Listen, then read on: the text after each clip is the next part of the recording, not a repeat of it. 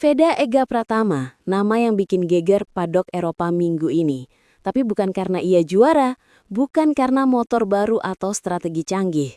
Justru sebaliknya, Veda dibiarkan sendirian di lintasan melawan 5 rider Eropa sekaligus. Tanpa bantuan, tanpa pelindung tim, tanpa slipstream support.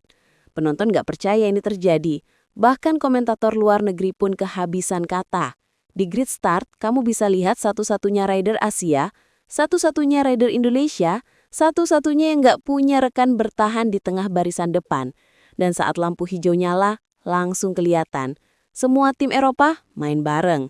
Rider nomor 1 kasih towing ke rekan setim lalu bertahan di racing line, sementara Veda harus cari celah sendiri. Harus lawan keroyokan 5 motor yang saling cover. Gila, ini bukan sekedar balapan. Ini udah kayak perang taktik 5 lawan 1.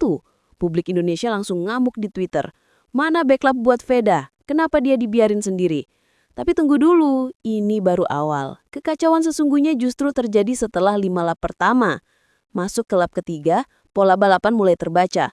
2 rider Spanyol dan 1 rider Italia main team orders. Mereka gantian jaga posisi agar slipstream tetap stabil. Sementara Veda harus potong angin sendiri. Harus lawan sendirian tanpa bantuan dari rekan satu tim yang entah di mana posisinya. Dan ini bukan pertama kalinya. Dalam 2 seri sebelumnya kita udah lihat tanda-tanda aneh. Veda dikasih motor dengan settingan konservatif. Tak diberi akses data ban lawan. Bahkan sempat diminta tahan posisi saat unggul. Pertanyaannya, kenapa rider sekali berbeda yang jelas punya peluang juara justru diposisikan sebagai outsider dalam timnya sendiri? Kabar dari paddock menyebut tim fokus ke rider Eropa mereka. Ada tekanan sponsor, ada drama internal, dan Veda jadi collateral damage. Tapi yang bikin kita heran, kenapa tidak ada yang angkat suara siapa yang ngambil keputusan ini? Tunggu dulu, satu momen berikutnya justru jadi bukti bahwa Veda udah muak dan dia mulai melawan. Lap kelima jadi titik balik. Veda mulai main kasar, bukan curang tapi keras dan agresif. Rider Italia coba blok di tikungan keempat, langsung dipaksa melebar. Rider Spanyol coba tahan di S-curves, disalip dari sisi luar nyaris nyenggol gravel. Ini bukan Veda yang biasa, ini Veda yang muak ditinggalkan dan sekarang balas dengan gaya balap maksimal. Tapi ini bukan FFA. 5 rider Eropa itu jelas punya komunikasi. Mereka kasih sinyal. Di sektor 3 mereka gantian narik dan ngeblok. Tujuannya bikin Veda burn out, bikin banyak haus duluan. Tapi anak ini nekat. Dia tempel terus, dia tahan di slipstream meski udaranya kotor. Dia nggak kasih celah. Dan di sektor 4, satu momen nyaris tabrakan. Rider #37 nyaris senggol bahu Veda. Tapi Veda tetap di racing line. Komentator teriak, "He doesn't, this is madness." Tapi inilah klimaksnya. Veda mulai lawan sistem. Masuk lap 6, dashboard Veda muncul sinyal. Pesan aneh, hold position. Dalam bahasa paddock artinya jangan overtake, jangan bikin keributan. Tapi situasinya aneh. Siapa yang harus dia tahan kalau dia sendirian? Tidak ada rekan setim di depannya. Tidak ada formasi yang butuh dijaga. Maka kenapa perintah ini muncul? Veda tak jawab, tapi reaksinya keras. Di tikungan berikutnya, dia babat 2 rider sekaligus langsung loncat ke P3. Komentator langsung ngamuk. "This is a message. This kid just threw away team orders." Tindakan Veda bukan tanpa risiko. Dia tahu akan ada konsekuensi. Tapi dia sudah lelah. Lelah jadi korban, lelah dikunci dari belakang sambil disuruh tahan diri. Dan itu bikin satu hal makin jelas. Veda bukan lagi rookie jinak. Dia udah berubah. Sekarang dia melawan sistem. Kita balik sedikit ke balik layar. Dari bocoran pedok diketahui bahwa Veda nggak dikasih semua data telemetri usai FP3. Bahkan ban kompon medium yang biasa dia pakai nggak tersedia saat qualifying. Sementara rekan setim full akses, bahkan dikawal 2 teknisi ekstra dari partner pabrikan. Dan saat ditanya, tim cuma jawab kita ingin coba strategi lain. Strategi apa? Bikin Veda kehilangan feeling di tikungan. Buat dia ragu pas late braking. Ini bukan sekedar ketidakadilan. Ini seperti penjegalan diam-diam. Tapi Veda nggak buka suara. Dia diam dan diamnya itu meledak di balapan ini. Dia lawan 5 rider tanpa strategi, tanpa data penuh dan tanpa support. Tapi hasilnya justru bikin mata dunia terbuka.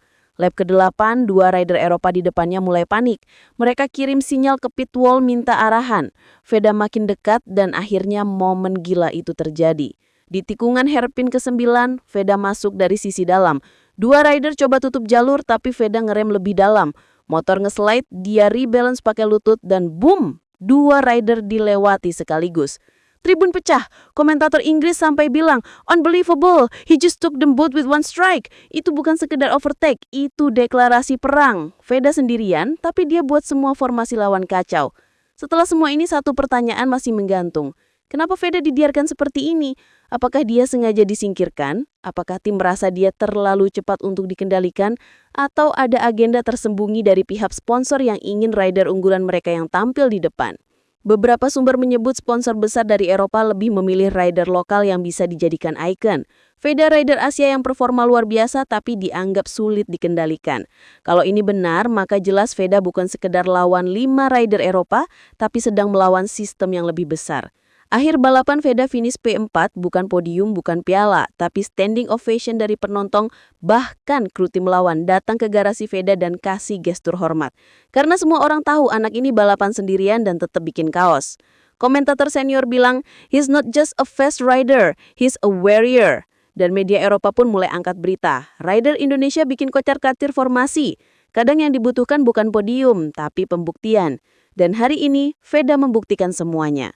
Twitter Indonesia meledak di TikTok dibanjiri cuplikan overtake gila Veda. Hashtag Veda versus Five Rider trending dalam 1 jam. Netizen dari Thailand, Malaysia, sampai Spanyol ikut komentar. Ada yang puji, ada yang bingung. Tapi semuanya sepakat, apa yang dilakukan Veda di lintasan tadi bukan hal biasa. Fans MotoGP dari seluruh dunia mulai nanya, siapa anak ini?